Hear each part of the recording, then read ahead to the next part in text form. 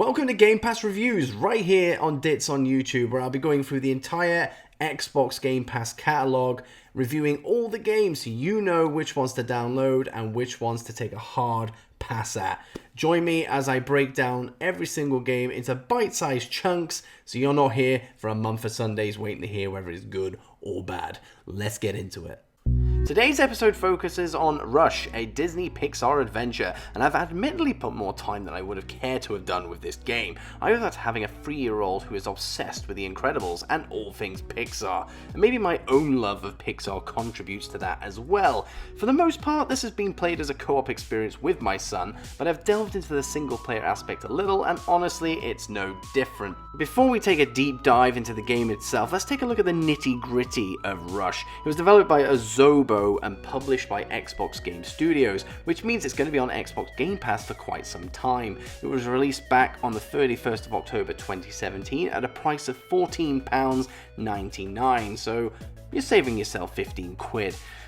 Download size is pretty reasonable at 20.89 gigabytes, so it's not going to take up too much room on your hard drive. This isn't a Call of Duty, and it's rated PEGI 7, but to be honest, I think it's suitable for all ages, so I'd ignore that rating.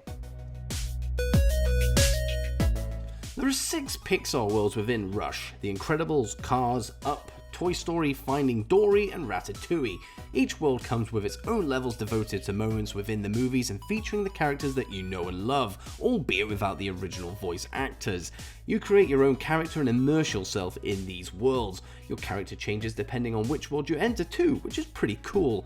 The aim of the game is to run, or rush, through each level collecting coins, completing various challenges, and ultimately getting to the end of the level as quick as you can.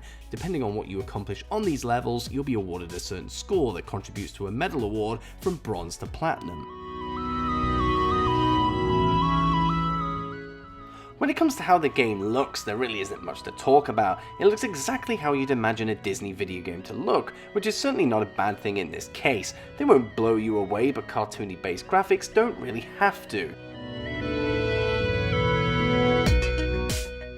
The gameplay itself is actually quite fun, especially if you've got a buddy to play with. The controls are very simplistic and it rarely becomes frustrating. The only thing you will find incredibly annoying is during a sprint, if you happen to run into anything, which you likely will due to sprint controls not being the greatest. You'll lose out on some coins. It's an unnecessary inclusion and never gets any less annoying than when it happened just a few seconds ago. Overall though, it's very easy to pick up and play, and that's really important for a game aimed at kids. Just be prepared to do a lot of sliding down hills. For kids, there is a ton of replayability. For adults, and mainly those looking for gamer score, you'll often find yourself going back to old levels to bag those platinum medals. Naturally, over the course of the game, you'll need to replay levels anyway to reach the top medal, as it takes around 3 tries to bag all of the challenges and abilities within that level. Although it's not a game that ranks among the masterclasses in gaming history, nor is it one of the standout titles with Xbox Game Pass, that doesn't mean it's not a good game. The goal when playing video games is to have fun, something which can be achieved by loading up Rush. Playing with a friend will add hours to the gameplay, but ultimately, this won't keep you around forever. That being said, we still think that it warrants at least a 7 out of 10 rating.